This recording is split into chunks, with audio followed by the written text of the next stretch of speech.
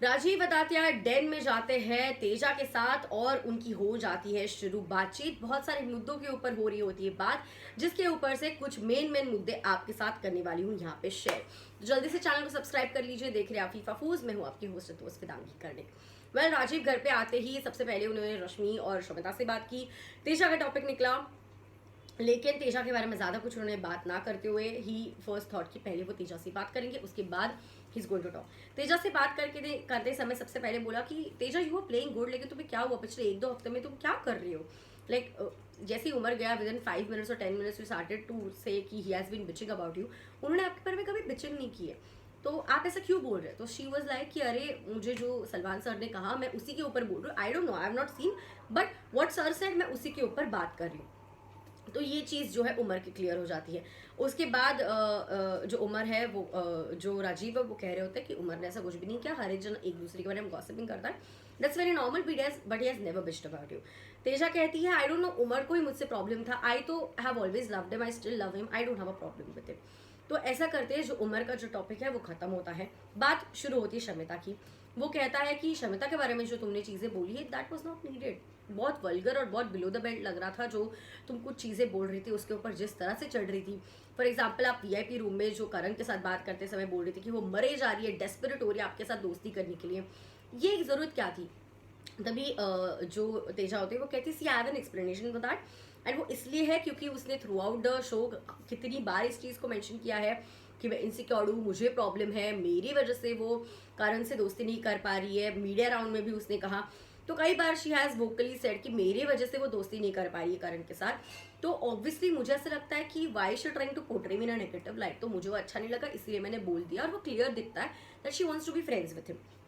उसके बाद जब बात होती है अलग अलग मुद्दों के ऊपर, यू नो शमिता जब कैप्टन बनी, आपको जब उन्होंने वीआईपी से निकालने के लिए कहा, आप जिस तरह से उनके ऊपर बर्स्ट करी that was not needed. So she said I had trusted हर।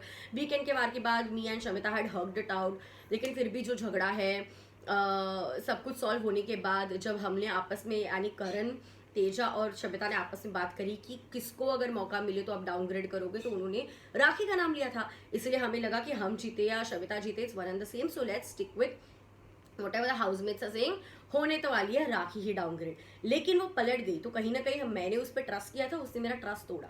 राजीव ने बिल्कुल सही कहा कि आप दोनों में कभी वो ट्रस्ट फैक्टर था ही नहीं।